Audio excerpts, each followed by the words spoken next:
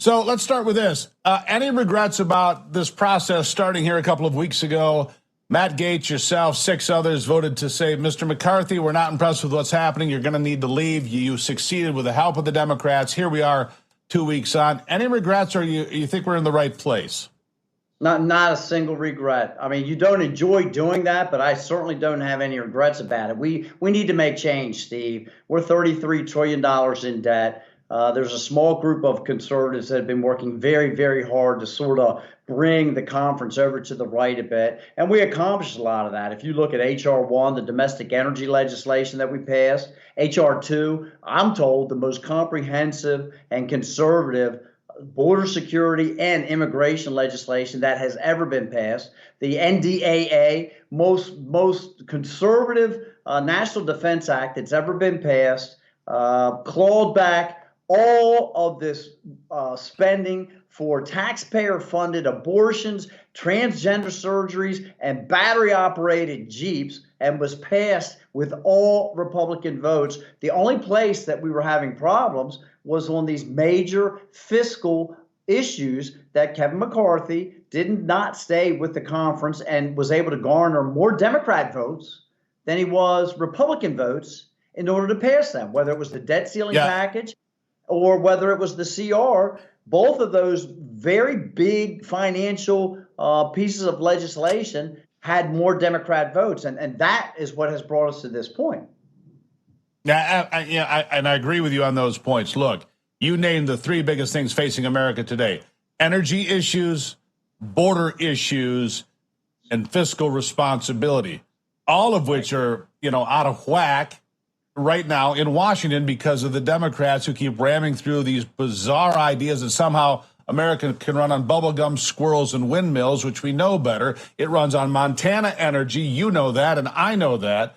So it's time to get serious. So here's the question. Another vote's coming up.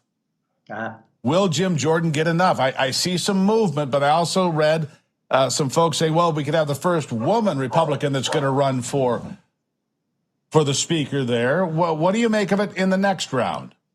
I am not 100% sure of exactly what the issues are that are keeping the 21 people from voting for Jim Jordan. As you stated, he had 200 Republicans vote for him. Jim Jordan is the second most popular Republican in the country, second only to Donald J. Trump, who will probably be sitting in the White House in another 54 weeks, okay? So I find it hard to believe that the Republicans in the House of Representatives are not going to support Jim Jordan to be the next speaker.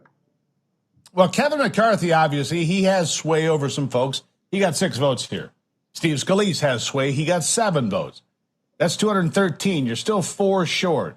I know you're not out there whipping and counting noses, but how close is it going to be for Jim Jordan, do you think? And what time should we expect that to happen?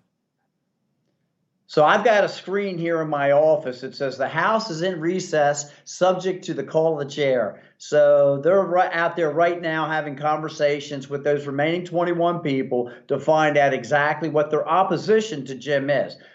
Jim has been an outstanding member of the conference. He has demonstrated that he has the ability to chair the Judiciary, one of the most important committees when we look at the work that they've been turning out as far as providing that oversight that the American people have been looking for. And over the years has demonstrated the ability to not only bring the group together, but articulate what we're doing and how it is important to the American people. And so I have not heard any strong reason that folks would be opposing Jim. So I'm hoping that this is just some things that they weren't quite comfortable with. They had some personal issues that they're able to get resolved here over the next few hours, that we could come back and seat Jim this afternoon.